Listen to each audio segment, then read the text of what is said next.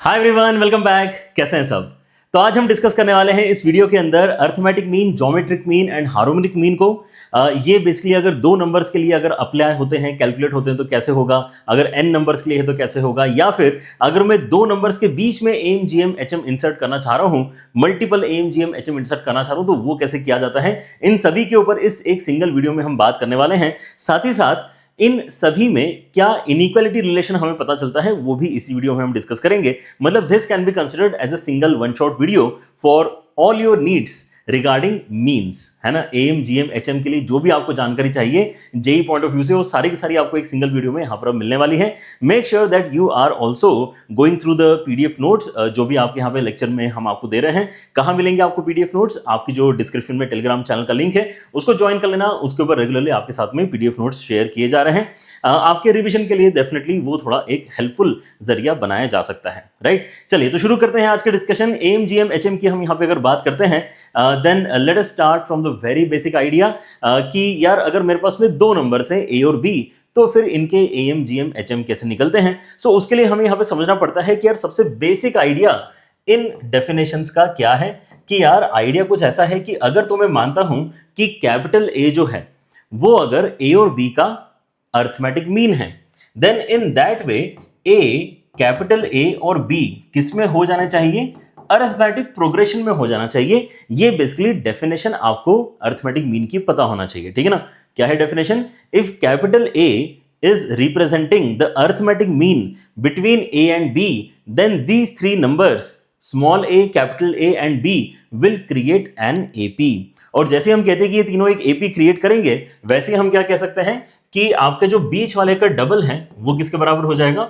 आसपास वाले के सम के बराबर हो जाएगा। और इसीलिए जो ए का कैलकुलेशन अल्टीमेटली निकल कर आता है सिंपल सा, वो हो जाएगा आपका a प्लस बी अपॉन 2 के बराबर, ठीक है। सो आपके यहां पर जो फॉर्मूला निकला है ये एक्चुअली एपी के मदद से निकला है। ये डेफिनेशन यहां पर पढ़ना जरूरी क्यों है? क्योंकि अगर आप वैसे अगर देखते हो सो आई थिंक कि कई सारे बच्चे ऑलरेडी इस चीज को जानते होंगे कि arithmetic mean is nothing but average, है ना। अर्थमेटिक मीन क्या होता है? एवरेज होता है दो नंबर्स का, और एवरेज तो हम यहाँ पे पहले से ही लेते आता है। But still if you are not aware of this definition, तो अगला जो टॉपिक हम यहाँ पर पढ़ेंगे वहां पे आपको दिक्कत आ सकती है, इसलिए वो ना आए, इसलिए हम यहाँ पर भी उस चीज को अप्लाई कर रहे हैं, राइट। सेकेंड जो हम यहाँ पे बेसिकली फॉर्मूला देखना चाहते हैं, that is definitely for GP in the sense GM. अगर मैं ज्योमेट्रिक मीन निकालना चाहता हूं दो नंबर्स का, तो हम क्या कहेंगे? If capital G is geometric mean between A and B, then A, G and B ये तीनों मिलके एक जीपी बनाने चाहिए, है ना। That is what we mean when we say कि G is geometric mean between A and B, right. So if that is the idea, अगर हमें यहां पे पता चला है कि ज्योमेट्रिक मीन की मदद से ये तीनों एक जीपी बना रहे हैं, तो हम क्या बोलेंगे कि बीच वाले का जो स्क्वायर है, बीच वाले का जो स्क्वायर है वो आसपास वाले के प्रोडक्ट के बराबर आ जाएगा, जो हमारे जीपी का स्टैंडर्ड डेफिनेशन है। और यहीं से अगर आप अंडरूट ले लेते हो तो आपको यहाँ पे जी का वैल्यू पता चलता है। लेकिन अंडरूट लेने पे अगर आप ध्यान से देखो तो आपके पास में चांसेस आते हैं कि आप प्लस साइन का इस्तेमाल करोगे या माइनस साइन का इस्तेमाल करोगे। सो जी के कैलकुलेशन के एक्चुअली आपके उसमें दो फॉर्मुलेज होते हैं, राइट। ये चीज ध्यान रखना जरूरी है। अंडरूट ऑफ ए बी भी एक फॉर्मूला है, minus of under root of A B भी एक फॉर्मूला आपका बनता है, ठीक है ना। बस ध्यान ये रखना है कि कब कौन सा फॉर्मूला यूज करेंगे। सो अगर आपको पता है कि आपके पास में जो ए और बी नंबर्स है वो दोनों ही अगर पॉजिटिव हैं, देन इन दैट केस आप जीएम की वैल्यू भी पॉजिटिव साइन के साथ में बताओगे। और अगर आपको पता है कि आपके जो ए और बी नंबर्स दोनों नेगेटिव हैं, देन आपका जो जीएम निकलना चाहिए वो भी नेगेटिव साइन वाला ही होना चाहिए, right. So that's how basically you need to basically differentiate between the formulae. And अगर मुझे यहाँ पे अब लिखना है अपना third discussion which is regarding harmonic mean, तो मुझे लगता है कि अब यहाँ पे किसी के दिमाग में कोई डाउट होगा। हम यही करेंगे जो पहले भी करते आए हैं कि आपका अगर ए और बी के बीच में कैपिटल एच अगर हार्मोनिक मीन को रिप्रेजेंट कर रहा है, देन इन तीनों ने मिलके क्या बना लेनी चाहिए? इन तीनों ने मिलके एक हार्मोनिक प्रोग्रेशन बना लेनी चाहिए, ठीक है ना। और हार्मोनिक प्रोग्रेशन के बारे में हम ज्यादा एक्चुअली पढ़ते नहीं हैं। हार्मोनिक प्रोग्रेशन के बारे में बस इतना ही पढ़ते हैं कि जब भी कोई नंबर्स हार्मोनिक प्रोग्रेशन में हैं तो उनके रेसिप्रोकल्स अर्थमेटिक प्रोग्रेशन में होते हैं। एंड देन क्योंकि अर्थमेटिक प्रोग्रेशन के बारे में हमें काफी कुछ पता है, तो वहां से हम आगे चीजें डील करते हैं, राइट। सो जैसे हम कहते हैं कि ए एच और बी एचपी में होना चाहिए, इसका सीधा सीधा मतलब क्या है कि 1/a 1/h and 1/b AP में होना चाहिए।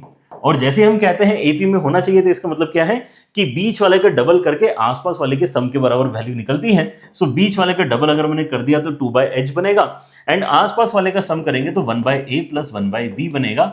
एंड यहां से अगर आप देखो तो 2/h का वैल्यू कितना आ रहा है, a plus B upon A B. And अब यहाँ पे क्रॉस मल्टीप्लाई करा लो, ए बी ऊपर आएगा, ए प्लस बी नीचे जाएगा और एच आपको ऊपर जाएगा। सो एच का वैल्यू जो यहाँ पर अल्टीमेटली बनता है that is 2ab upon A plus B, right. So this is the formula that we need to remember, understood. So ये 3 रिजल्ट है आपके पास में। जो जीपी वाला जीएम वाला रिजल्ट है स्पेशली उसको यहाँ पे अच्छे से ध्यान रखना, क्योंकि इस केस में क्या हो रहा है, आपके पास में प्लस माइनस साइन को लेते हुए 2 अलग अलग फॉर्मुलेज बन रहे हैं, राइट। सो ये आपका सबसे सिंपल वाला सिनेरियो है। अगर हम यहाँ पे बात करते हैं AM G M H M की, तो यार आपको अगर 2 नंबर्स कोई दे देता है तो उनके AM G M H M कैसे निकलते हैं, ये बेसिकली आपका सिंपल सा आइडिया इस तरीके से क्रिएट किया जाता है, राइट। अगर मैं यहाँ पे इसके अंदर थोड़ा इंप्रूवमेंट करना चाहूँ तो अब यहाँ पे नेक्स्ट इंप्रूवमेंट क्या होगा कि नहीं, हमारे पास में जो नंबर्स हैं वो क्वांटिटी में ज्यादा हैं।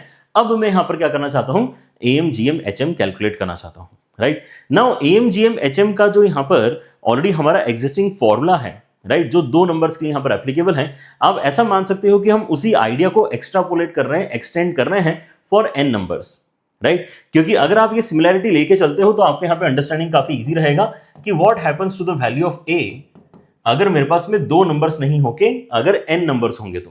सो 2 नंबर्स अगर मेरे पास में थे तो मैं यहाँ पे नोटिस कर सकता हूँ कि मैंने उनको ऐड किया था और फिर 2 से डिवाइड किया था। तो अगर मेरे पास में 3 नंबर्स होंगे तो मैं तीनों को ऐड करके 3 से डिवाइड करूंगा, 4 नंबर्स होंगे तो चारों को ऐड करके 4 से डिवाइड करूंगा। सो इन जनरल अरिथमेटिक मीन के लिए यहाँ पे हम अपनी डेफिनेशन क्या बताते हैं कि अगर आपके पास में n नंबर्स हैं तो आप n नंबर्स को ऐड करोगे, a1 a2 a3 है ना, अप टू an, और n नंबर्स को ऐड करके आप n से ही डिवाइड कर दोगे। यही आपके अरिथमेटिक मीन का फॉर्मूला बनना चाहिए फॉर n नंबर्स।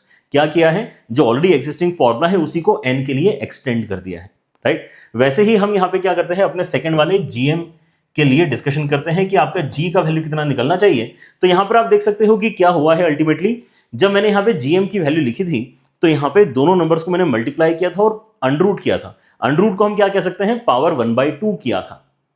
1/2 पावर और अंडररूट सेम चीज हो गई क्या।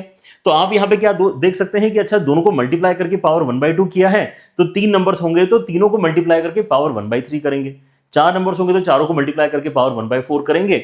एंड यहीं से अगर मैं एक्सटेंडेड वर्जन लिखता हूं तो n नंबर्स के लिए कितना आ जाएगा कि हम सभी को मल्टीप्लाई करेंगे, a1 a2 a3 up to an, and power 1/n कर लेंगे, राइट। अब यहाँ पे क्लैरिफिकेशन डेफिनेटली हमें यहाँ पे चाहिए होगा कि नेगेटिव वाला हम कब इस्तेमाल करेंगे।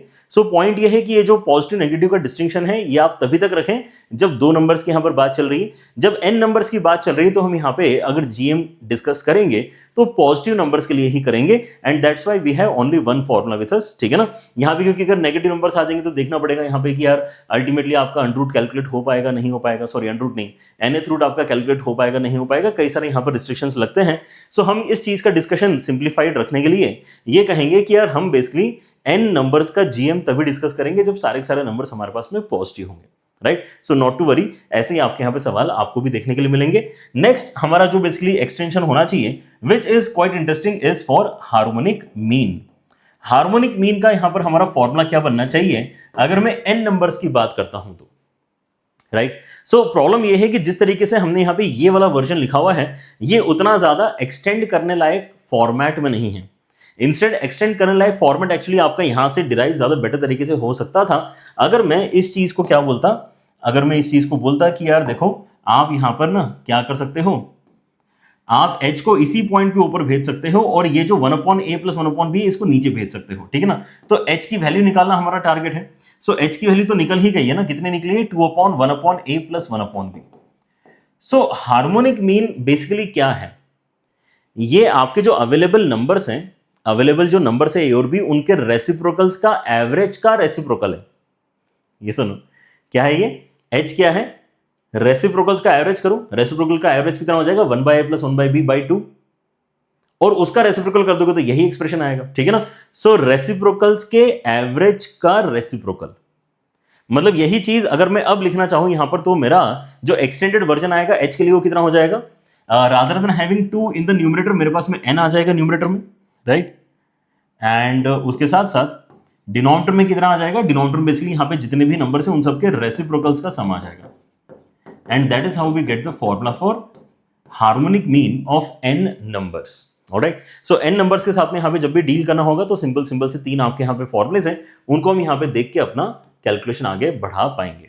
राइट, कॉन्सेप्ट लेवल पे इंपॉर्टेंट ये है जानना कि आपके पास में जो इनिशियल फॉर्मुलेज आए हैं वो एपी, जीपी और एचपी के आइडिया से ही हमने निकाले हैं। Right, before we move on to few questions, एक और छोटा सा रिजल्ट है जिसको हम यहाँ पे देख लेते हैं, and the result basically is only for A, G and H for 2 numbers. अगर मेरे पास में यहाँ पे 2 नंबर्स हैं ए और बी, और उनके अगर मैं ए, जी और एच के वैल्यूज को अगर ध्यान से देखता हूं तो ये रियलाइज होता है कि आपका जो जी स्क्वायर का वैल्यू है वो ए इंटू एच के ही बराबर है। और इसके लिए यहाँ पे कोई बड़ी कैलकुलेशन नहीं है, आप यहाँ पे बस जी का वैल्यू लिख के देखोगे, फिर आप यहाँ पे ए का वैल्यू लिख के देखोगे, और आप यहाँ पे एच का वैल्यू लिख के देखोगे, तो आपको क्लियर हो जाएगा कि इनको मल्टीप्लाई करके आपके पास में ए भी आ रहा है which is nothing but G square के ही बराबर। ऑलराइट, सो यही छोटी सी बात आपको यहाँ पर ध्यान रखनी है। कई बार क्वेश्चंस के सॉल्यूशन को इजीली सिंप्लीफाई करने के लिए एक इक्वेशन अगर आपको एक्स्ट्रा चाहिए, सो यहां से आपको एक एक्स्ट्रा इक्वेशन बनाते आ जाती है। Right, so let us take up one question ताकि आपको यहाँ पर थोड़ा सा और इंटरेस्ट बने एंड आपको यहाँ पर समझ में आए कि आपको यहाँ पर कॉन्सेप्ट पकड़ में आया है कि नहीं आया है। Let G be a geometric mean of 2 positive numbers A and B. ठीक है, समझ में आ गई बात, मतलब आपका यहाँ पे जो जी है वो रूट ऑफ ए बी के बराबर होना चाहिए। फिर क्या बोला है, and M be the arithmetic mean of 1 by A and 1 by B. कोई दिक्कत नहीं है, एम क्या है, अर्थमेटिक मीन है, मतलब क्या करेंगे, दोनों को ऐड करके 2 से डिवाइड करेंगे। फिर इन्होंने बोला है कि 1 बाई एम और जी का जो रेशो है वो 4:5 के बराबर है। सो एम थोड़ा सा भी यहाँ पे और कैलकुलेट करना चाहूंगा मैं, तो ये कितना हो जाएगा आपका a plus B upon 2ab, and 1 by M का वैल्यू कितना हो जाएगा, ये हो जाएगा 2ab upon a plus B. तो इन द सेंस ये बेसिकली हार्मोनिक मीन यहाँ पर जो है आई गेस बस बोलना नहीं चाह रहे थे, बट अदरवाइज इन्होंने यहाँ पे जो कैलकुलेट करवा लिया है m 1 बाय m का value, that matches with our value of harmonic mean. Right, 2ab upon a plus B के साथ में ही मैच कर रहा है। चलो, लेकिन इन्होंने जिस भी लैंग्वेज में यहाँ पे क्वेश्चन हमें स्ट्रक्चर करके दिया है उसी लैंग्वेज में हम भी आगे बढ़ते हैं। 1 बाय एम अपॉन जी का जो वैल्यू है वो 4/5 के बराबर है। सो 1 बाय एम का वैल्यू आपका कितना निकला है, 2ab upon a plus B निकला है। और इसको अगर मैं डिवाइड करता हूं जी से, मतलब ये रूट ऑफ ए बी से डिवीजन एक्सपेक्ट कर रहा है और बोल रहा है कि 4/5 के बराबर आना चाहिए।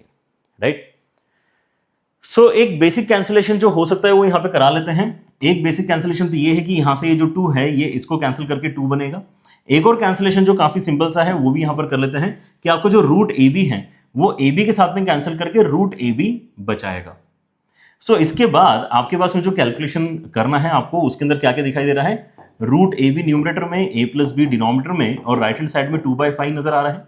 क्रॉस मल्टीप्लाई कर सकते हैं एंड देन देखते हैं कि फर्दर कैलकुलेशन के लिए क्या सब्स्टिट्यूशन करने से बात बनेगी। अगर आप क्रॉस मल्टीप्लाई करते हैं तो आपके इसमें कितना आ जाता है, 5 root A B, and then right hand side में आ जाएगा 2a प्लस 2b।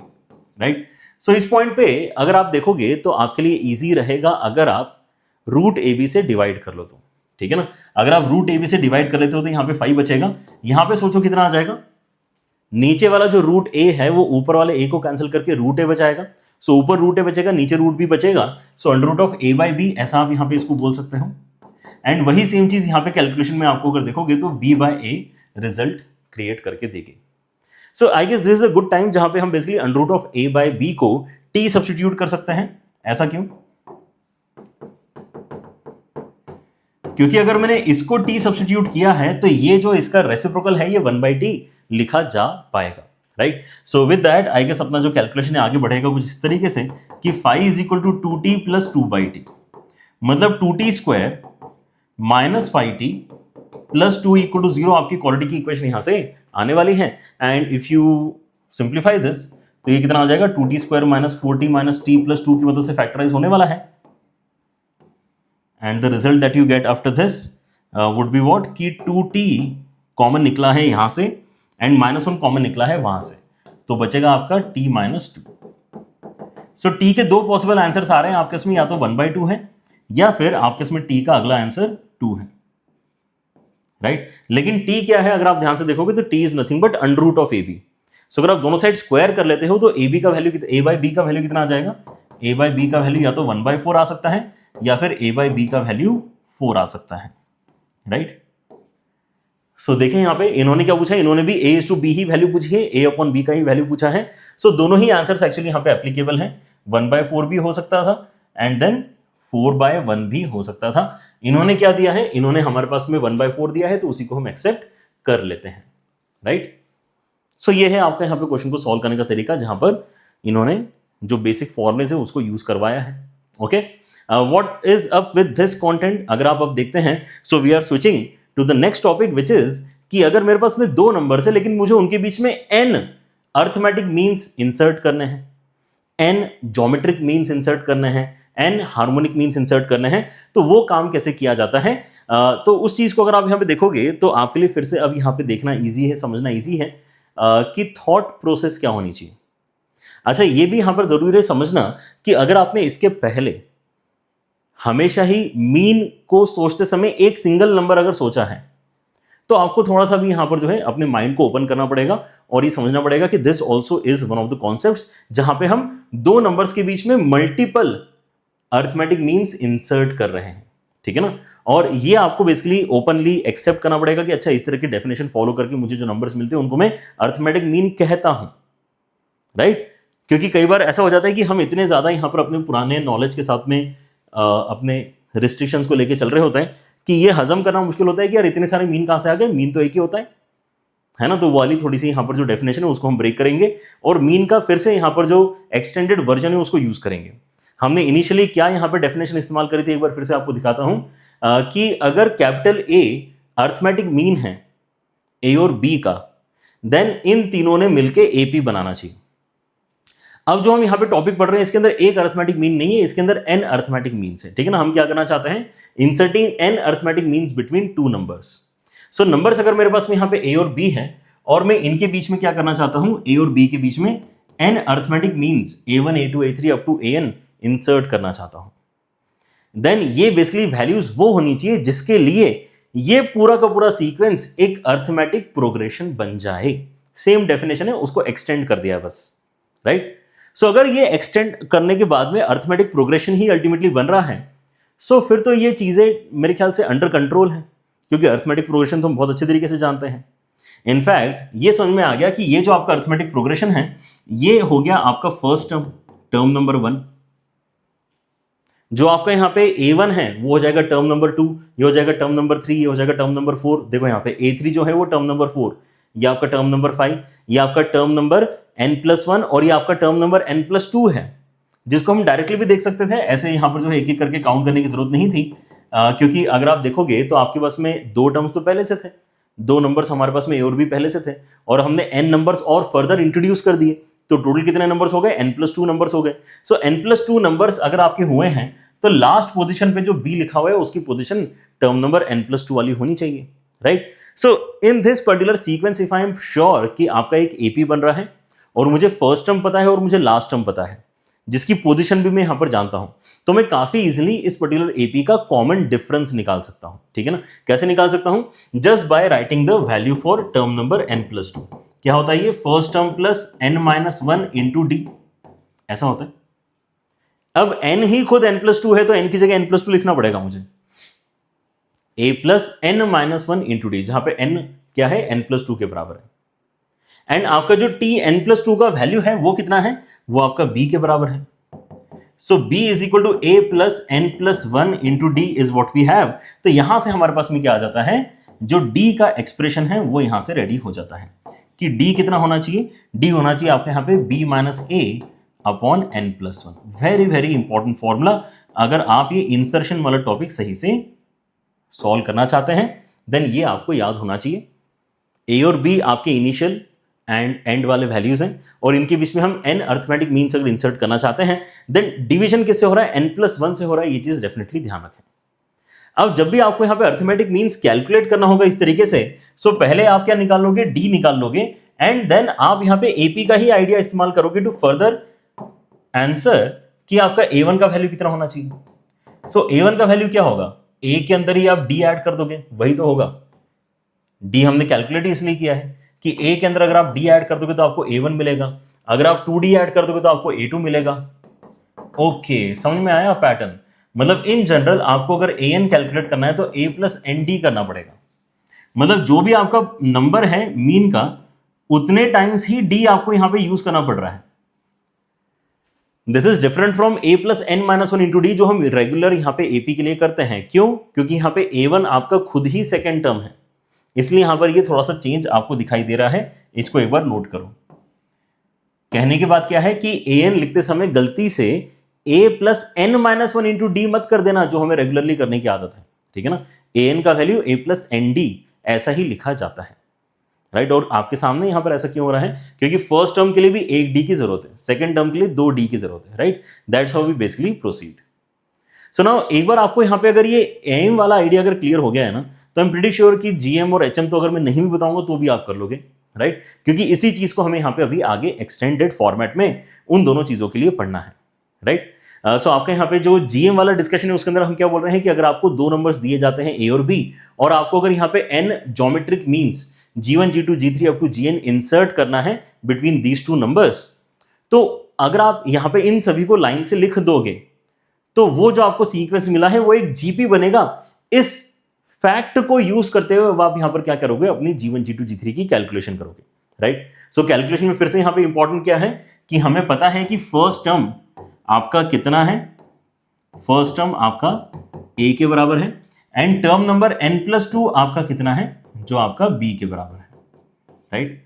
सो फिर से यहां पर बात वही है कि हम टर्म नंबर n+2 का फॉर्मूला अगर यहां पे लिखते हैं, इस बार जीपी के लिए लिखेंगे तो क्या होता है, first term into common ratio की पावर n-1 होता है। याद करके देखो, ए आर की पावर n-1, अब n की वैल्यू ही n+2 हो गई है, इसलिए n+2-1 जब मैं यहां पे करूंगा तो n+1 बचेगा, राइट। या फिर आप यहां पे एक बार लिख लो, कोई दिक्कत नहीं है। यहां पर हमने किया क्या है, n+2-1 किया है, ए आर की पावर n-1, और आपका यहां पर जो tn+2 है उसका वैल्यू कितना है हमारे पास, b के बराबर है। So b is equal to a into r की पावर में n+1 बना है। सो अगर मैं यहां से a से डिवाइड करता हूं और फिर यहां पे पावर 1/n+1 ले लेता हूं, सो r का वैल्यू आपका रेडी हो जाएगा। सो b बाय a कितना हुआ है, r की पावर में n+1, मतलब r हो गया है आपका b बाय a की पावर में 1/n+1, ठीक है। ये हो गया आपका फॉर्मूला रेडी। किसका फॉर्मूला है ये आर का फॉर्मूला है, क्योंकि आपको अल्टीमेटली एक जीपी मिली है ना, तो आपको क्या निकालना पड़ता है, यहां पे कॉमन रेशियो निकालना पड़ता है। और एक बार अगर आपने कॉमन रेशियो निकाल लिया तो वैसे भी आपका काम फिनिश हो गया। अगर आपने यहां पे कॉमन रेशियो निकाल लिया तो अगर आपको कभी भी कोई पूछता है कि आप G1 निकाल के बताओ, तो कोई दिक्कत ही नहीं है। G1 निकालने के लिए आप यहां पे a के अंदर ही r मल्टीप्लाई करवा लोगे, G2 निकालने के लिए आप a के अंदर ही r स्क्वायर मल्टीप्लाई करवा लोगे। मतलब इन जनरल Gn निकालने के लिए a r की पावर n का फॉर्मूला आप इस्तेमाल करोगे, ठीक है ना। Again it is not a r की power n-1, it is a r की पावर n, ओके। क्योंकि आपका G1 जो है वो खुद ही सेकंड पोजीशन पे लिखा हुआ है इस सीक्वेंस के पॉइंट ऑफ व्यू से, ऑलराइट, ठीक है। ये हो गई हमारे ज्योमेट्रिक मीन की बात। अब यही चीज आपको फिर से एक बार डिस्कस करनी है हार्मोनिक मीन के लिए। तो हार्मोनिक मीन क्या है कि अगर आप यहाँ पे n हार्मोनिक मीन्स इंसर्ट करना चाहते हैं a और b के बीच में, देन ये वाला जो पूरा सीक्वेंस बन रहा है ये एक HP बनना चाहिए। और अगर ये एक HP बन रहा है तो हमें HP के बारे में कुछ तो खास पता होता नहीं है, तो हम कमेंट क्या करते हैं सबसे पहले कि इसका मतलब 1/a 1/h1 1/h2 एंड इस तरह से आगे चलते चलते 1/hn एंड देन 1/b, ये सब के सब काय में होना चाहिए, ये सब के सब एक अर्थमेटिक प्रोग्रेशन में होना चाहिए। और जैसे हम यहां पर कहते हैं कि अर्थमेटिक प्रोग्रेशन है, तो अगेन काम वही है कि हम कॉमन डिफरेंस निकालने की कोशिश करेंगे। ये आपका टर्म नंबर 1 हो जाएगा, ये फिर से आपका टर्म नंबर n+2 हो जाएगा, ठीक है ना। सो टर्म नंबर n+2 के लिए हम क्या कहते हैं, टर्म नंबर n+2 जो है वो आपका क्या आ जाएगा, first term plus n+2-1 into D, और यहां पे term number n+2 basically 1/b के बराबर है। बस यहां से इसको इस तरफ भेजो और n+1 से डिवाइड करो। ये क्या क्रिएट करके दे रहा है आपको, ये आपको बेसिकली d का वैल्यू निकाल के दे रहा है। अब ये जो d का वैल्यू है ये किस चीज का d है, ये जो आपके इसमें रेसिप्रोकल सीक्वेंस बना हुआ है एक AP, उसका d है ये, ठीक है ना। सो d का वैल्यू निकला कितना है, ये निकला है 1/b minus 1/a upon n+1। इसको संभाल के रखो, ऑलराइट। और अब जब यहां पे आपको एक्चुअली H1 H2 H3 निकालने की जरूरत पड़ेगी, सो ध्यान से देखो, आपको 2 स्टेप कैलकुलेशन यहां पर करनी पड़ेगी। It is not that direct of calculation. आप यहां पे जब भी HM के साथ में डील करोगे तो यहां पर आपके इसमें जो आंसर आएगा वो 1/H1 के लिए आएगा, क्योंकि मैं यहां पे जो D निकाल के बैठा हूं ये इस सीक्वेंस का D है, तो इस सीक्वेंस में जो नंबर एग्जिस्ट करता है that is 1/H1। So 1/H1 कैसे निकलेगा? 1/A में D ऐड करके निकलेगा, 1/A में D ऐड करके निकलेगा। 1/H2 कैसे निकलेगा? ये 1/A में 2D ऐड करके निकलेगा। तो इन जनरल अगर आपको यहां पे 1/HN चाहिए तो ये 1/A में ND ऐड करके निकलने वाला है। लेकिन ये जो भी कैलकुलेशन आप कंप्लीट करोगे एंड में उसका रेसिप्रोकल जरूर कर लेना, क्योंकि उसका जो रेसिप्रोकल करके आंसर आएगा वो आपका फाइनल आंसर होगा, राइट। सो यहां पे हम लिखते इसको ऐसे ही हैं, but with this extra note कि यार एंड में रेसिप्रोकल करने का ध्यान रखना है। ऑलराइट, सो ये आपके बेसिकली आइडियाज होते हैं अगर आपको इंसर्ट करने के लिए कोई बोलता है AM GM HM। सवाल आपके जो आएंगे वो तो स्टैंडर्ड ही होंगे। अगर मैं यहां पे सवाल की बात करूं, सो आपका जो एक सवाल है, देखो यहां पर कैसा है, if M arithmetic means and 3 geometric means are inserted between 3 and 243 such that the fourth arithmetic mean is equal to the second geometric mean, then M का वैल्यू क्या होना चाहिए? ठीक है, सिनेरियो यहां पर पहले यहां पे बना लेते हैं। सो 2 ही नंबर है, लेकिन एक बार उसको अर्थमेटिक मीन भी इंसर्ट करवाना है, उसी के साथ में आपको ज्योमेट्रिक मीन भी इंसर्ट कराना है। सो आपके इसमें यहां पे 3 है, फिर आपका A1 आएगा, A2 आएगा, ऐसे करते करते AM आएगा। आपने M अर्थमेटिक मीन्स इंसर्ट किए हैं किसके बीच में? 3 एंड 243 के बीच में। तो आपको आगे चल के देखो फोर्थ अरिथमेटिक मीन निकालने की जरूरत पड़ेगी। तो ये कैसे निकाल पाऊंगा मैं? जब मैं यहां पे अपना D का वैल्यू कैलकुलेट करूंगा, ठीक है ना। सो D का वैल्यू अगर आपको कैलकुलेट करना है, सो उसके लिए फॉर्मूला हमने डायरेक्टली पढ़ा हुआ है। So we will not be spending any time on thinking कि यहां पर क्या करना होता है, राइट। यही है आपका D का value which is basically 240/m+1, right. D आपके पास में आ जाता है। तो आपको अगर कोई बोलता है कि आपको फोर्थ अर्थमेटिक मीन चाहिए, मतलब A4 चाहिए, सो A4 मतलब क्या हो जाएगा? A + 4 times of D। ये आपको बस संभाल के रख लेना चाहिए अभी के लिए। वंस दिस इज डन, तो हम क्या कह सकते हैं कि अब ज्योमेट्रिक मीन वाला जो स्टेटमेंट है उसको एनालाइज कर लेते हैं। अगर मैं कहता हूं कि यही सेम नंबर से, लेकिन आपने इसके बीच में G1 G2 G3 ऐसे 3 ज्योमेट्रिक मीन्स इंसर्ट किए हैं, राइट। तो आप यहां पर बेसिकली क्या निकालोगे? कॉमन रेशियो निकालोगे। सो कॉमन रेशियो कैसे निकलता है? B/A की पावर में 1/n+1। सो यहां पे n का वैल्यू कितना है? कितने ज्योमेट्रिक मीन्स आपने इंसर्ट किए? 3। तो +1 करके 4, मतलब 1/4 यहां पर करना होगा, और यहां से कैंसिल करके 81 बनेगा। 81 की पावर 1/4 करके 3 बनेगा, right. So common ratio for this particular GP will become 3 के बराबर। तो सेकंड GM की अगर मैं यहां पे बात करता हूं, ध्यान से देखो अगेन, सेकंड GM G2 अगर आपको निकालना है तो 3 के अंदर R मल्टीप्लाई करो, 3 के अंदर R² मल्टीप्लाई करो। 3 के अंदर R² मल्टीप्लाई करोगे तो आपको यहां पे सेकंड GM मिलेगा। आपका फर्स्ट टर्म भी 3 के बराबर है, कॉमन रेशियो भी 3 के बराबर है, इसलिए ऐसा दिख रहा है AR² बेसिकली हमने यहां पे लिखा हुआ है। ऑलराइट, अब इसका कहना यह है कि आपने कुछ इस तरह से काम किया है कि ये दोनों वैल्यूज आपके सेम दिखाई देते हैं। ओके, क्वेश्चन देखें जरा एक बार फिर से। Such that fourth arithmetic mean, जो कि ये है, is equal to the second geometric mean. तो हम यहां पे अपना कैलकुलेशन कैसे दिखाएंगे? देयरफॉर आपने जो यहां पे 3 + 4 × 240/m+1 क्रिएट किया है, ये किसके बराबर आ जाएगा? ये आ जाएगा 27 के बराबर। 3 अगर उस तरफ जाता है तो 4 × 240/m+1 ये आ जाएगा 24 के बराबर। 24 से इसको अगर आप कैंसिल करते हो तो 4 × 10 इज इक्वल टू m+1 बन जाएगा आफ्टर क्रॉस मल्टीप्लीकेशन, और इसलिए m का वैल्यू आपका 39 आ जाएगा। ठीक है, सो 39 इस क्वेश्चन में आपका फाइनल आंसर बनता है। इंसर्ट अगर आपको करना है तो इस तरीके से आपकी वर्किंग होती है। एक सवाल और करते हैं, क्योंकि ये टॉपिक हो सकता है आपके लिए थोड़ा सा नया हो, सो आपकी यहाँ पर प्रैक्टिस अच्छी हो जाए तो इसी लेक्चर में बढ़िया है। Let us do one more question. यहाँ पर देखो थोड़ा सा वेरिएबल के साथ में यहाँ पर खेलने की कोशिश है, राइट। क्या हो रहा है यहाँ पे? इफ m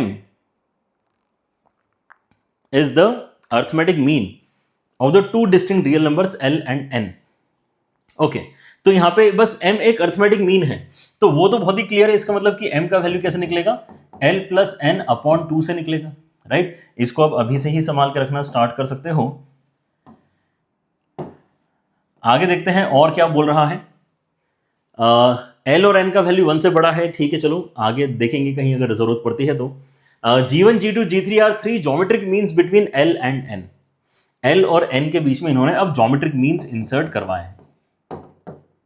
सो एल से स्टार्ट किया, फिर G1 आया, फिर G2 आया, फिर G3 आया, फिर आपका एन आया, राइट। इस तरीके से हमारे पास में नंबर्स हैं। सो आगे चल के यहाँ पे हमें इस एक्सप्रेशन की वैल्यू निकालना है, मतलब मुझे G1, G2, G3 निकालना है। G1, G2, G3 अगर निकालना है तो हम सिंपली क्या करेंगे, यहाँ पे R की कैलकुलेशन से स्टार्ट करेंगे। सो R की कैलकुलेशन में हमें क्या मिल रहा है, R की कैलकुलेशन में last term upon first term and power में यहाँ पे जितने भी ज्योमेट्रिक मीन्स है 1 अपॉन उससे एक ज्यादा। सो 1/4 यहाँ पर हमें R के साथ में मिलेगा, राइट। नाउ क्योंकि मुझे यहाँ पे G1, G2, G3 निकालना है एंड देन उनकी पावर 4 भी मुझे यहाँ पे करनी है। सो लेट अस सी डेटा हमें यहाँ पे सपोर्ट करता है क्या। इसको तो हम यहाँ पे सेव करके रख लेते हैं, इस चीज को बार बार इस्तेमाल करना पड़ेगा, राइट। सो अगर मैं यहाँ पे G1 की कैलकुलेशन करना चाहता हूं, अगर मैं यहाँ पे G1 की कैलकुलेशन करना चाहता हूं, राइट, सो वो क्या हो जाएगा, G1 के लिए क्या करेंगे, L के अंदर ही कॉमन रेशो मल्टीप्लाई करेंगे, L के अंदर ही कॉमन रेशो R मल्टीप्लाई करेंगे। फिर आपका जो G2 होगा वो बेसिकली LR स्क्वायर हो जाएगा एंड G3 जो होगा वो LR क्यूब हो जाएगा, राइट। शॉर्टकट में तो ऐसा ही लिखना चाहिए हमने यहाँ पे G1, G2, G3 का वैल्यू। लेकिन अब मुझे जो चाहिए वो क्या है, मुझे तो G1 की पावर 4 चाहिए आगे चल के कैलकुलेशन में, तो ये L की पावर 4 इंटू R की पावर 4 बनेगा। अब R की पावर 4 जैसे ही हो रहा है तो आप यहाँ पर देखो थोड़ा यहाँ पर जो है बेनिफिट तो मिलता है कैलकुलेशन में। अगर आप यहाँ पे R की पावर 4 देखते हो तो वो N/L के बराबर है, राइट। सो N/L अगर मैं यहाँ पे रिप्लेस करता हूं तो एक L आपका कैंसिल हो जाएगा, राइट। ये हो जाएगा, इसका मतलब L क्यूब N के बराबर। तो आपका जो G1 है वो L क्यूब N के बराबर है।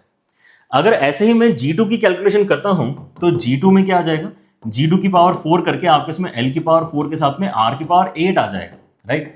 इस वजह से आपका R की पावर 8 मतलब क्या है, R की पावर 4 में जो वैल्यू बन रही थी उसका भी स्क्वायर हो जाएगा। सो N square upon L square बन रहा है। सो अगर कैंसिलेशन हो जाए यहाँ पे तो ये कितना आ जाएगा आपका, L स्क्वायर N स्क्वायर के बराबर आ जाएगा। डन है, कितना आ रहा है, L स्क्वायर N स्क्वायर के बराबर।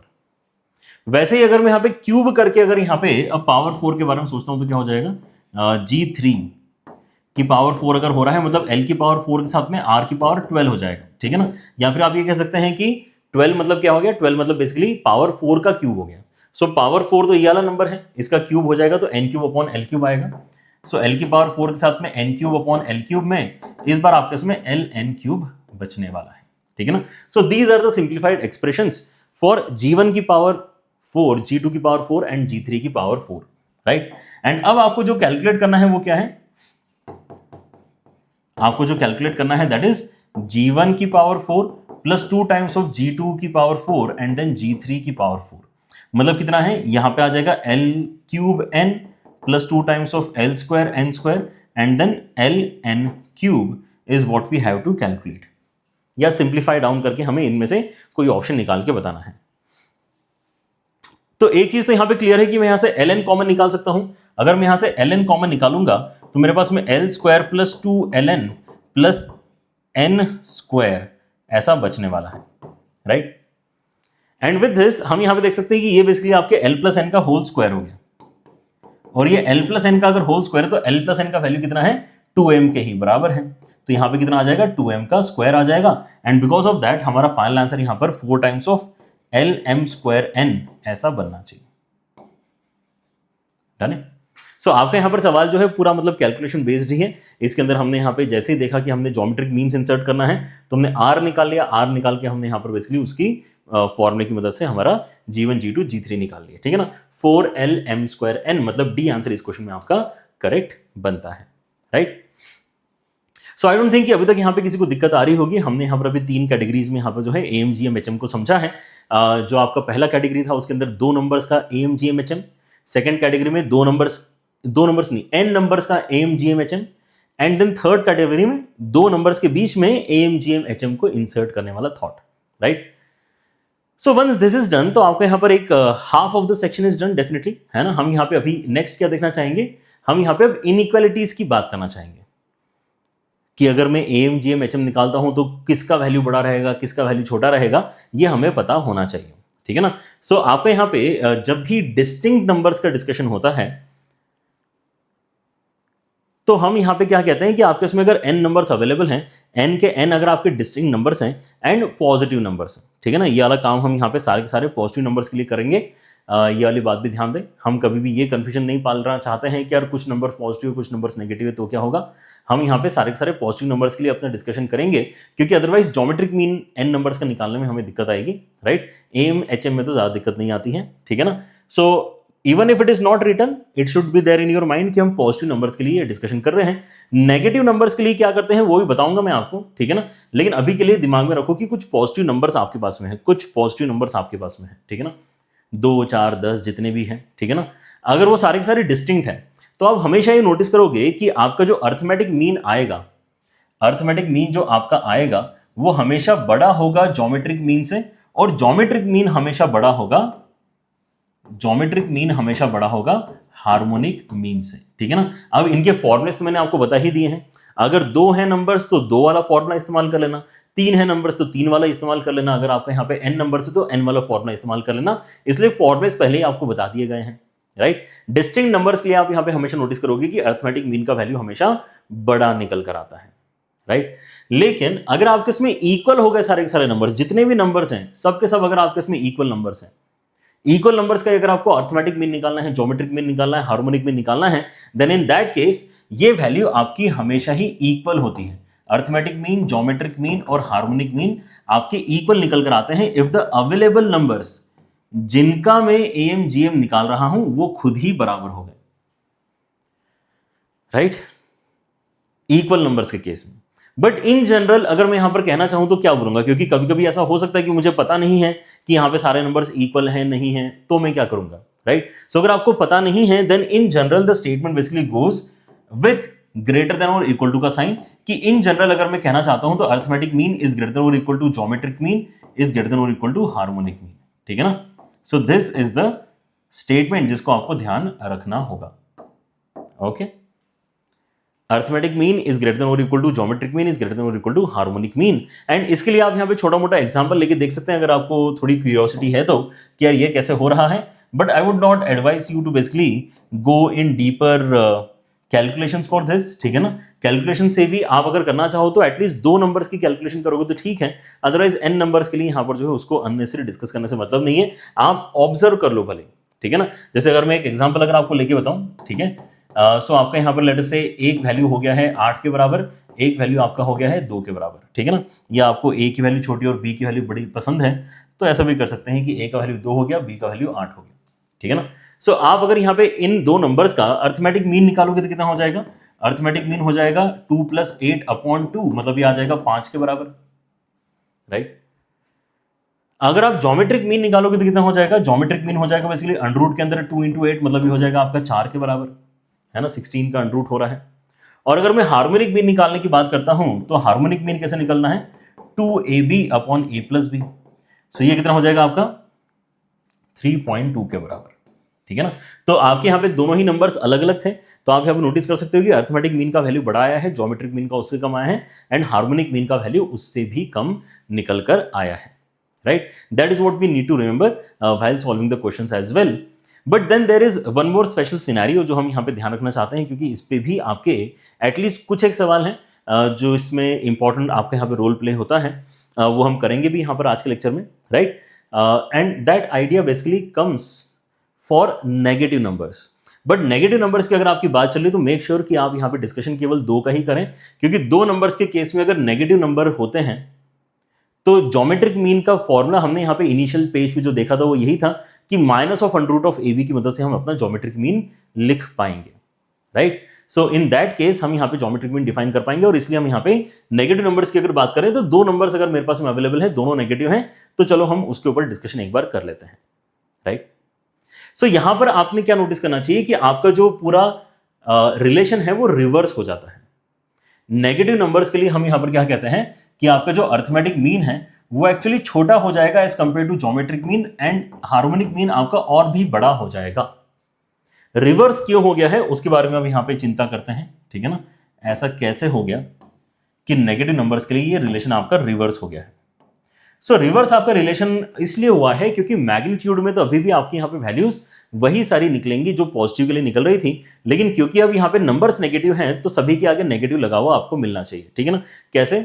सेम एग्जांपल के साथ में आप यहाँ पे एक बार अगर कैलकुलेशन करोगे तो आपको अच्छा कॉन्फिडेंस मिलेगा। ए का वैल्यू आप ले लो यहाँ पे -2 के बराबर एंड बी का वैल्यू आप यहाँ पे ले लो -8 के बराबर, ठीक है ना। सो अगर आप अब अगर अरिथमेटिक मीन निकालते हो तो -2 plus -8 upon 2 and that is what is giving you -5, ठीक है ना। वैसे ही अगर आप यहाँ पे कैलकुलेशन करते हैं किसके लिए, अगर आप कैलकुलेशन करते हैं ज्योमेट्रिक मीन के लिए, सो ज्योमेट्रिक मीन में थोड़ा सा ध्यान देना, -√AB आपका फॉर्मूला बनता है, याद है। नेगेटिव नंबर्स के लिए हम एक्स्ट्रा नेगेटिव ला के यहाँ पर फॉर्मूला इस्तेमाल करते हैं। अच्छा, और इसके लिए भी एक लॉजिकल डिस्कशन है कि क्योंकि हम यहाँ पे जब भी मीन की बात करते हैं तो वी एक्सपेक्ट कि वो कहीं ना कहीं बीच में लाई करेगा। अगर आप एक नंबर लाइन इमेजिन करते हो, ठीक है ना, अगर आप एक नंबर लाइन इमेजिन करते हो, सो नंबर लाइन के ऊपर कहीं ना कहीं 2 होगा, कहीं ना कहीं 8 होगा, राइट। सो मीन हम एक्सपेक्ट कर रहे हैं कि 2 और 8 के बीच वाले ही कोई नंबर होना चाहिए, राइट। जैसे यहां पर आ गया आपका 5, ठीक है, फिर यहां पे आ गया आपका 4, यहां पे आ गया आपका 3/2, ये तीनों ही जो मीन है, हार्मोनिक मीन, ज्योमेट्रिक मीन है ना, और अरिथमेटिक मीन, ये कहीं ना कहीं 2 और 8 के बीच में ही लाई कर रहे हैं ना, दैट्स वाई मीन। वैसे ही नेगेटिव नंबर्स के लिए अगर आप यही बेसिकली बनाते हो number line, so number line कैसी बनेगी, -8 और -2 वाली बनेगी। सो वी वुड वांट कि आपका ज्योमेट्रिक मीन यहाँ पे कहीं नेगेटिव नंबर क्रिएट करके दे, जो कि इस पर्टिकुलर फॉर्मूले से बनता है, मतलब -4 आपके यहाँ पे ज्योमेट्रिक मीन आता है, राइट। एंड हार्मोनिक मीन की अगर आप यहाँ पे फिर से बात करेंगे, सो यहाँ पे क्योंकि 2AB अपॉन A+B होता है, so that actually gives us how much, -3.2 के बराबर वैल्यू। सो मैग्नीट्यूड में तो एक्जैक्टली वही सारे वैल्यूज निकले हैं, लेकिन नेगेटिव साइन के साथ में निकले हैं, ठीक है ना। बिकॉज ऑफ दैट अब इनका जो अरेंजमेंट होगा वो कैसा होगा, अरेंजमेंट आपका -3.2 राइट हैंड साइड में आ गया है, -4 थोड़ा सा लेफ्ट आया है एंड -5 और भी लेफ्ट में आपका बना है, ठीक है ना। अब नंबर लाइन पर्सपेक्टिव से ऑब्वियसली ये क्या हो गया है, लेफ्ट हैंड साइड वाला वैल्यू छोटा होता है, ठीक है ना। यहां पर भी लेफ्ट हैंड साइड वाला वैल्यू आपका छोटा था। सो बिकॉज ऑफ दैट आपका यहां पर जो है रिलेशन नेगेटिव नंबर्स के लिए रिवर्स में इस्तेमाल करना होता है कि arithmetic mean is less then geometric mean is less then harmonic mean. Again अगर आपके दोनों नंबर्स इक्वल नेगेटिव नंबर्स हैं तो फिर आप यहां पे इक्वल टू भी लगा सकते हो, राइट। ओके, डिस्टिंक्ट नंबर्स के लिए लेकिन क्या होगा, इक्वल टू का साइन लगाने की जरूरत नहीं है इफ यू आर श्योर कि आपके जो नंबर है वो डिस्टिंक्ट है, डन, ठीक है। So most of the questions में तो हम यहाँ पे ये वाला ही रिजल्ट इस्तेमाल करते हैं जहां पे arithmetic mean is greater than और equal to geometric mean is greater than और equal to harmonic mean. And जो आपके स्टैंडर्ड सवाल आज की डेट में जेई के लिए इंपॉर्टेंट है वो मैं आपके साथ में डिस्कस करता हूं, क्योंकि हम यहाँ पे थोड़ा सा एचएम को उतना ज़्यादा डिस्कशन में नहीं लेके आएंगे, हम यूजुअली एम जीएम के ऊपर ही अपनी बात कर रहे होंगे। जो हमारा लेटेस्ट जेई का ट्रेंड है वो इसी तरफ इशारा करता है, राइट। एचएम की हम यहाँ पे बात अगर नहीं करेंगे तो टॉपिक थोड़ा सा अधूरा सा फील होता है, इसलिए हमने कर दिया है, लेकिन क्वेश्चन पॉइंट ऑफ व्यू से हम फोकस करना चाहेंगे जेई के डायरेक्शन में। सो सवाल देखो आपका कैसा आ सकता है। अब सवाल में भी यही बात है कि it might not look like कि यार ये एम जीएम एचएम का क्वेश्चन है, आपको समझना पड़ता है कि ये एम जीएम एचएम का क्वेश्चन है, राइट। सो यहां पर सवाल कैसे दिया है, find the greatest value of A into B into C for positive values of ABC subjected to the condition AB plus BC plus CA is equal to 12। AB plus BC plus CA तो आपका 12 के बराबर है ही है। अब आप बताओ कि आप यहाँ पे ABC को अगर चेंज करोगे अंडर दिस रिस्ट्रिक्शन तो A इंटू बी इंटू सी का मैक्स टू मैक्स बड़े से बड़ा वैल्यू कितना हो सकता है। Now we don't have much to do in this particular question, एक स्टेप का ही यहाँ पर ये सॉल्यूशन है, लेकिन आपको बस पता होना चाहिए कि किस डायरेक्शन में सोचने से वो स्टेप आप क्रिएट कर पाओगे, राइट। सो हमें कहीं ना कहीं ये फील होना चाहिए कि यार देखो आपके पास में जो बेसिकली कंडीशन गिवन है उसके अंदर प्लस साइन है, और जो आपके यहाँ पे कंडीशन रिक्वायर्ड है जिसके ऊपर हमें कमेंट करना है उसके अंदर मल्टीप्लीकेशन हो रहा है। So addition usually arithmetic mean की तरफ इशारा करता है एंड मल्टीप्लीकेशन ज्योमेट्रिक मीन की तरफ इशारा करता है, ठीक है ना। सो हम कहीं ना कहीं एएम और जीएम के बारे में यहाँ पे सोचना स्टार्ट करेंगे, ठीक है ना। और एएम और जीएम के बारे में हमें क्या पता होता है कि AM इज ग्रेटर देन और इक्वल टू GM अगर मैं पॉजिटिव नंबर्स की बात कर रहा हूं तो, ठीक है ना। AM इज ग्रेटर देन और इक्वल टू GM अगर हम पॉजिटिव नंबर्स की बात करते हैं तो। नाउ द पॉइंट इज कि हमने अब नंबर्स किन चीजों को मानना चाहिए। वो भी हमें ही मानना होता है, ठीक है ना। तो ऑब्वियसली हम यहाँ पे ऐसे नंबर्स मानना चाहेंगे जिससे मेरी एक कंडीशन यूटिलाइज हो जाए। सो कंडीशन यूटिलाइज करने के लिए मैं चाहूंगा कि मैं 3 नंबर्स यहां पर कंसिडर करूं। एक का नाम रख लेते हैं ए बी, एक का नाम रख लेते हैं बी सी, एंड अगले का नाम रख लेते हैं C A. If I have these 3 numbers, तो इन तीनों नंबर्स का अर्थमेटिक मीन लिखने का मतलब क्या है कि तीनों को ऐड करो, 3 से डिवाइड करो। फायदा इससे यह है कि अब मैं तीनों का एडिशन 12 के बराबर अगली स्टेप में रिप्लेस कर सकता हूं। ग्रेटर देन और इक्वल टू अगर आप यहां पर देखते हो, देन राइट हैंड साइड में भी आपको काफी अच्छा एक्सप्रेशन मिलेगा, क्योंकि यहां पर basically A B, B C और सी ए मल्टीप्लीकेशन में जाएंगे और पावर में 1/3 आएगा। राइट, ज्योमेट्रिक मीन इन तीनों नंबर्स का ऐसे निकलना चाहिए। सो जैसे ही आप यहां पे 12 रिप्लेस करते हो, सो आपके पास में 12/3 मतलब कितना हो जाएगा, बेसिकली 4 हो जाएगा। एंड राइट हैंड साइड में आपके उसमें यहाँ पे A square, B square, C square की पावर में 1/3 है। So what we want to do is कि यार पहले तो हम यहाँ पे क्यूब कर लेते हैं। क्यूब कर लेंगे तो यहाँ पर कितना आ जाएगा आपका 64। तो 4 का क्यूब हो जाएगा 64, and then right hand side में ए बी सी का होल स्क्वायर है। So if I take under root both sides, तो हमें यहाँ पर क्या मिलेगा, हमें मिलेगा कि A B C is less than और equal to 8 is what we are going to get. And अगर एबीसी लेस देन और इक्वल टू 8 आपको मिला है, राइट, अंडर रूट लेने पर, तो क्या यही आपका फाइनल एक्सपेक्टेशन था? क्या हमें चाहिए था कि ग्रेटेस्ट वैल्यू एबीसी की क्या हो सकती है? सो अगर कोई इस तरह का इनइक्वलिटी हमें क्रिएट करके दे रहा है कि यार एबीसी ना लेस देन और इक्वल टू 8 है, 8 से छोटा ही है, मैक्स टू मैक्स अगर सोच पाओगे तो 8 सोच पाओगे, अदरवाइज तो उससे छोटा ही है, तो फिर इसका मतलब 8 ही तो मैक्सिमम वैल्यू हुआ उसका, और हमें यही तो निकालना था, मैक्सिमम वैल्यू हमें यहां पे निकालना था। इसलिए सी ऑप्शन इस क्वेश्चन में आपका करेक्ट हो जाएगा, ठीक है ना। सो अब यहां पे जब भी आपके M G M H M के क्वेश्चन आएंगे जिनको आप बेसिकली मैक्सिमम की वैल्यू निकालो, मिनिमम की वैल्यू निकालो टाइप से अगर आपको दिखते हैं, तो पहली बात तो ये आपको खुद से सोचना है कि एम जी एम इसके अंदर लग सकता है। दूसरा ये कि एम जी एम किन नंबर्स पे लगाना है वो भी आपको यहां पर थोड़ी होशियारी से सिलेक्ट करने पड़ेंगे, right. If I take one more question in the same category, तो अब यहां पर देखो क्या हो रहा है, सिमिलर देखने में सवाल है आपका कि a प्लस बी प्लस सी का वैल्यू यहां पर क्या दे दिया है, इन्होंने 18 दे दिया है। अगेन नंबर्स आपके पॉजिटिव है तो कोई दिक्कत नहीं है। फिर से मैक्सिमम वैल्यू ही पूछी है, और किस एक्सप्रेशन की पूछी है, ए स्क्वायर बी क्यूब सी की पावर 4 की पूछी है। सो यहां पे थोड़ा सा इशू ये है कि हम ऑलरेडी एडिशन देख पा रहे हैं और यहां पे मल्टीप्लिकेशन देख पा रहे हैं, तो ये तो दिमाग हमारा चल रहा है सही डायरेक्शन में कि एम ग्रेटर देन और इक्वल टू जीएम से कुछ ना कुछ अच्छा बनाया जा सकता है, राइट। एंड ये भी अभी इसलिए चल रहा है क्योंकि हम ऑलरेडी एम जीएम का डिस्कशन कर रहे हैं इस वीडियो में, ठीक है ना। अदरवाइज मैक्सिमम वैल्यू देखिए बहुत सारे बच्चे डिफरेंशिएशन और पता नहीं क्या क्या सोचना स्टार्ट कर देते हैं, कैलकुलस के डिस्कशन में घुस जाता है, ठीक है ना। ये उसके लिए नहीं बना है सवाल, ठीक है ना। ये सवाल एम जीएम इनइक्वालिटी को यूज करने के लिए ही बना है। अब ये तो क्लियर है कि अच्छा एम का कहने का यूज करना है, जीएम का यूज करना है, लेकिन कौन से नंबर्स का यूज करना है। सो नंबर्स का अगर मैं यूज करना चाहता हूं और साथ साथ इस कंडीशन को भी यूज करना चाहता हूं कि a प्लस बी प्लस सी आपका 18 के बराबर है, तो एक तो थॉट ये हो सकता है कि मैं बोलूं कि 3 नंबर्स ए बी सी हैं, राइट। सो अगर मैं यहाँ पे a प्लस बी प्लस सी करता हूं, नीचे डिवाइड बाय 3 हो जाएगा, ग्रेटर देन और इक्वल टू यहाँ पे ए बी सी के पावर में 1/3 हो जाएगा।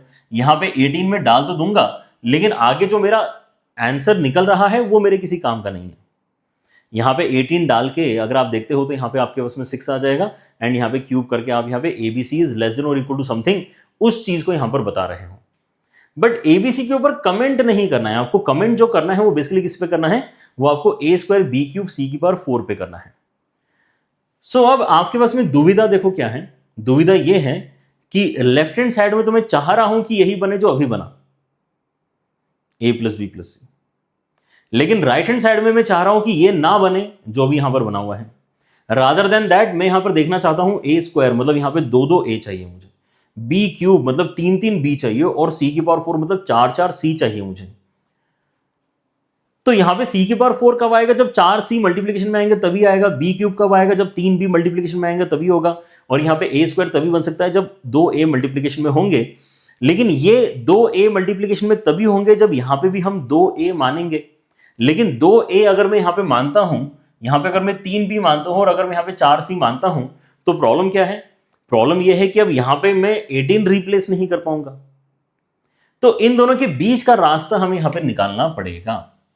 इनके बीच का रास्ता क्या है, इनके बीच का रास्ता यह है कि ओके आपको 2 ए चाहिए ना, तो आप ऐसा करो कि 2 ए आपको चाहिए, लेकिन यहां पे मैग्नीट्यूड आपको अल्टीमेटली a के बराबर ही चाहिए, तो आप ऐसे करो 2a/2 ले लो, राइट। और इसको भी अगर आप फैला के लिखना चाहते हो फॉर द फर्स्ट टाइम तो आप फैला के लिख सकते हो। आप यहां पे एक a/2 ले लो, अगला वाला भी a/2 ले लो, और आपको 3 b चाहिए ना, तो आप ऐसा करो कि b/3 b/3 b/3 ले लो, इससे 3 b भी आ जाएंगे और ओवरऑल ऐड करके अभी भी b ही बनेगा। ऐसे ही आप यहां पर क्या ले सकते हो, c/4 c/4 c/4 ऐसा 4 बार ले सकते हो, ठीक है ना। सो आपने क्या किया है, अब बहुत केयरफुली जो नंबर्स कंसिडरेशन में आना चाहिए उसका डिस्कशन किया कि नहीं यार ये वाले नंबर्स मुझे ठीक लग रहे हैं, लेकिन अभी हो कितने गए हैं, ये आपके 9 नंबर्स हो गए हैं। अगर ये आपके 9 नंबर्स हैं तो क्या करना पड़ेगा हमें, 9 से फिर इस केस में डिवाइड करना पड़ेगा। ओके, किससे डिवाइड करना पड़ेगा, 9 से। और राइट हैंड साइड में भी मुझे यहां पर क्या करना पड़ेगा, पावर 1/9 करनी पड़ेगी when I multiply these numbers together. So इन सबको अगर मैं मल्टीप्लाई करता हूं तो a² / 2², फिर b³ / 3³ एंड देन c⁴/4 इसके पावर में 1/9 ऐसा मैं लिख सकता हूं। फायदा क्या हुआ है कि अभी भी यहां पे आपके उसमें a + b + c ही लिखा है, एंड क्योंकि a + b + c लिखा है इसलिए आप यहां पे 18 रिप्लेस कर सकते हो। और 18 अगर आप यहां पे रिप्लेस करते हो तो 18/9 आपका क्लियरली हो जाता है 2 के बराबर। राइट हैंड साइड में आपके पास में क्या आ गया है, a² b³ c⁴ के साथ साथ नीचे अगर आप ध्यान से देखते हो तो 2 की पावर में कितना लिख सकता हूं मैं यहाँ पे, ये 2 की पावर 8 है, ये 2 की पावर 2 है, तो ये 2 की पावर 10 हो गया, यहाँ पे 3 की पावर 3 आ गया, एंड ओवरऑल यहाँ पे पावर में 1/9 है। तो ये जो 2 है ये 2⁹ बनेगा, उसके साथ में क्रॉस मल्टीप्लाई करके 2⁻10 एंड 3⁻3 भी आने वाला है। ये हो जाएगा आपका > a² b³ c⁴। इसी चीज को बोलने का तरीका क्या हो सकता है, या तो ये बोलूं कि this is greater then that, या फिर ये बोलूं कि this is less then that. तो ये जो क्वांटिटी है a² b³ c⁴, इसी के ऊपर मुझे कमेंट करना था, एंड मुझे पता चल चुका है कि ये इस नंबर से तो छोटा ही आएगा, ज्यादा से ज्यादा बराबर हो सकता है, बट अदरवाइज तो इससे छोटे आने के चांसेस हैं। That's why this becomes the maximum value which is basically 2⁻19 and 3⁻3, right. So question काफी कुछ आपके पिछले क्वेश्चन के जैसा ही है, लेकिन आपको यहां पर जो है थोड़ी ये ब्रेकिंग एक गिवन नंबर की भी करनी यहां पर पड़ रही है, ऑलराइट। और एक अच्छा सवाल यहां पर सॉल्व करते हैं, है ना। देखो आपका अगला सवाल क्या है, the sum of the first 3 terms of GP is s and their product is 27, then all such s lies in what interval। ये सवाल आपका काफी अच्छा सवाल है, ठीक है ना। देखो यहां पर आप कंप्लीट डिस्कशन खुद से सोच पा रहे हो क्या, अगर आप पॉज करके सोचना चाहते हो तो पॉज करके सोचो, ठीक है ना। Sum of the first 3 numbers of a GP is equal to s and their product is 27। तो 3 नंबर्स अगर जीपी में लेना है तो क्या मैं इसके अंदर a/r a और ar ले लूं। अगर ये 3 नंबर्स मेरे यहां पे जीपी में है, राइट, सो इनका जो प्रोडक्ट है, प्रोडक्ट कितना आ जाएगा, a³ आ जाएगा, लेकिन वो दिया हुआ है 27 के बराबर, मतलब a का वैल्यू आपका 3 के बराबर आ जाएगा। a का वैल्यू अगर आपका 3 के बराबर है, इसका मतलब अब जब मैं s का वैल्यू लिखूंगा तो ज्यादा परेशान होने की जरूरत नहीं है। s का वैल्यू लिखते समय हम क्या कह सकते हैं कि देखो a तो पता ही है 3 के बराबर है, तो s का वैल्यू अगर मुझे लिखना है तो ये 3/r हो जाएगा, एक नंबर, एक 3 हो जाएगा और एक 3r हो जाएगा। मतलब s की वैल्यू अगर मैं देख रहा हूं तो 3 तो अलग कांस्टेंट निकल ही रहा है, और इन दोनों में से 3 कॉमन निकाल के मैं इसको r + 1/r कह सकता हूं, ठीक है ना। Now this is a very important expression. s का एक एक्सप्रेशन आया है, किसके टर्म्स में आया है, r + 1/r के टर्म्स में आया है, ठीक है ना। और ये एक्चुअली फंक्शंस में भी जब हम यहां पर पढ़ते हैं तो काफी इंपॉर्टेंट फंक्शन है x + 1/x। x + 1/x का ही भाई है r + 1/r, राइट। सो ये किस तरीके से वेरी करेगा उस पर डिपेंड करेगा कि s का वेरिएशन कैसे होगा, है ना। इस ब्रैकेट के ऊपर ही डिपेंड करेगा आगे का कैलकुलेशन, और अल्टीमेटली s की वैल्यू हमें पता चलने वाली है, राइट। सो जैसे आप यहां पे देखते हो इस ब्रैकेट को, तो आपके दिमाग में AMGM ऑटोमेटिकली आना चाहिए, बिकॉज ये रिप्रेजेंट करता है रेसिप्रोकल सिस्टम। क्या रिप्रेजेंट करता है, रेसिप्रोकल सिस्टम। रेसिप्रोकल क्यों, क्योंकि ये r है, ये 1/r है, इसलिए रेसिप्रोकल है। अच्छा, और रेसिप्रोकल को मल्टीप्लाई जब मैं करता हूं तो 1 आता है, मतलब ज्योमेट्रिक मीन निकालते समय हमें यहां पे काफी फायदा मिलने वाला है, राइट। और ये जो लिखा हुआ है समथिंग प्लस समथिंग, ये तो अर्थमेटिक मीन में आ ही जाएगा अगर मैं r और 1/r ऐसे 2 नंबर्स कंसिडर करता हूं तो। So now the idea is something like this कि हम ये कहते हैं कि हम am ग्रेटर देन और इक्वल टू gm अप्लाई करना चाहते हैं। नंबर्स क्या है, r और 1/r। r और 1/r का अर्थमेटिक मीन होगा इस तरीके से, ज्योमेट्रिक मीन होगा इस तरीके से। यहां पे कट के 1 आएगा, 2 क्रॉस मल्टीप्लाई अगर मैं कर देता हूं तो मैं जानता हूं कि r प्लस 1/r का वैल्यू, इसका मतलब ग्रेटर देन और इक्वल टू 2 हमेशा बोला जा सकता है। क्या बोल रहे हैं हम यहां पे कि ये जो ब्रैकेट है ये 2 या 2 से बड़ा ही है, मतलब 3 मल्टीप्लाई कर दिया तो ये वाला जो आपका टर्म है ये 6 या 6 से बड़ा ही है।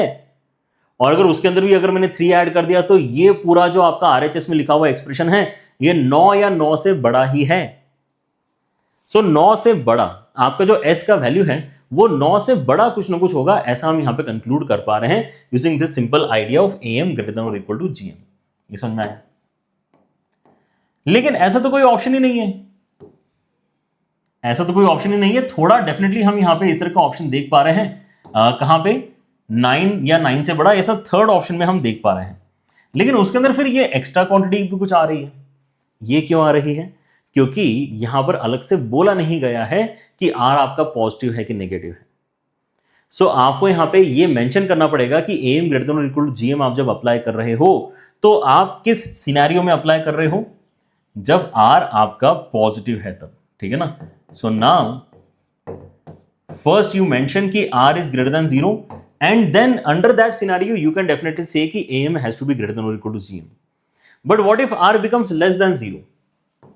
What if r becomes less than 0? अगर ये नेगेटिव नंबर्स आ जाते हैं, सो नेगेटिव नंबर्स के लिए तो कहानी ही पलट जाती है। am एक्चुअली लेस देन और इक्वल टू gm हो जाता है, और am का वैल्यू तो चलो r प्लस 1/r अपॉन 2 दिखने में ऐसा ही दिखाई देगा, लेकिन gm तो दिखने में भी चेंज हो जाएगा आपका, माइनस साइन के साथ में यहां पर आपका gm आता है नेगेटिव नंबर्स के लिए, ठीक है ना। तो यहां पे फिर से r और r आपका कैंसिल होगा, 2 क्रॉस मल्टीप्लिकेशन में जाएगा। सो यहां से आता है कि r plus 1/r is less than और इक्वल टू -2। ये -2 या -2 से भी छोटा है ये वाला ब्रैकेट। सो अगर यहां पे -2 डालेंगे तो 3 मल्टीप्लाई होकर -3 बनेगा, सॉरी -6 बनेगा, और -6 में 3 ऐड करके -3 आएगा। सो क्योंकि ये -2 या उससे छोटा है, इसलिए ओवरऑल आपका आरएचएस जो है ये -3 या उससे छोटा है, ऐसा भी पॉसिबिलिटी है। अगर r पॉजिटिव है तो रिजल्ट आया था 9 या 9 से ज्यादा, और अगर r नेगेटिव है तो रिजल्ट आया है -3 या उससे कम, इसलिए यहां पर फाइनल आंसर आपका C बनने वाला है, ठीक है ना। ओवरऑल आपका यहां पर जो कैलकुलेशन निकल कर आ रहा है S के लिए, ठीक है ना, उसमें मैं क्या कह सकता हूं कि S इज ग्रेटर देन और equal to, S is greater than और इक्वल टू यहां पे, क्योंकि आपका जो r प्लस 1/r है उसको आप कम से कम 2 तो डालना ही चाह रहे हो, अदरवाइज उससे बड़ी वैल्यू डालना चाहते हो, ठीक है ना। That's why S also becomes greater than that. So greater than और इक्वल टू की अगर मैं बात करता हूं देन दिस बिकम्स बेसिकली 9, है ना। और अगर मैं S लेस देन और इक्वल टू की बात करता हूं तो यहां पे मैं क्या डाल सकता हूं इसके अंदर -2, सो दिस बेसिकली बिकम्स -3, ठीक है ना। तो या तो S आपका 9 या उससे बड़ा है, या फिर S आपका -3 या उससे छोटा है, राइट। सो ये बेसिकली आपको ध्यान रखना होता है।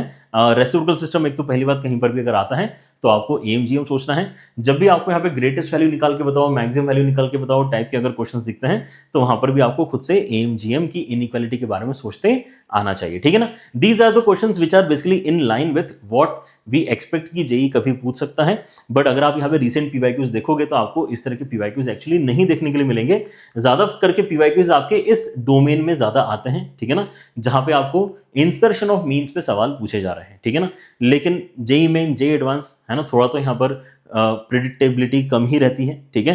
तो इसलिए यहाँ पर पढ़ा दिया जाता है और आपने भी पढ़ लेना चाहिए, राइट। ऐसा नहीं है कि कभी भी यहाँ पर इस तरह के सवाल नहीं पूछे गए हैं। डेफिनेटली एएमजीएम इनइक्वालिटी इंपॉर्टेंट चीज है, उसके ऊपर सवाल पूछे गए हैं। कभी कभी ये भी हो जाता है कि सवाल बहुत बड़ा है लेकिन उसके अंदर एक छोटी सी स्टेप जो है एएमजीएम इनइक्वालिटी वाली थी, ठीक है ना, तो वहां पर भी आपका नॉलेज तो यहाँ पे होना जरूरी होता है। So learn everything. But practice point of view से अगर मैं बताऊं तो जो इनिशियल आपके यहाँ पे डिस्कशन था, जो इंसर्शन को लेकर था, वो बेसिकली डायरेक्ट क्वेश्चन आने के चांसेस आपके ज्यादा रिसेंट ट्रेंड के हिसाब से बता रहा हूं कि बनते हैं। ऑलराइट, चलिए, सो आई गेस दैट्स इट। ये आपका कंप्लीट एक सिंगल वन शॉट था जिसके अंदर हमने कवर किया है एएम जीएम एचएम एंटायरली, ठीक है ना। आपके पास में यहाँ पे प्रैक्टिस के लिए जो भी रिसोर्सेस है उनको आप अच्छे तरीके से सॉल्व करें। एंड आपको अगर इन पीडीएफ नोट्स की रिक्वायरमेंट पड़ती है तो टेलीग्राम चैनल का लिंक यहाँ पे डिस्क्रिप्शन में दिया है, उसको ज्वाइन कर लो। उसके ऊपर हम यहाँ पे रेगुलरली इन नोट्स को शेयर भी कर रहे हैं, ठीक है। See you guys in the next one, take care, bye bye.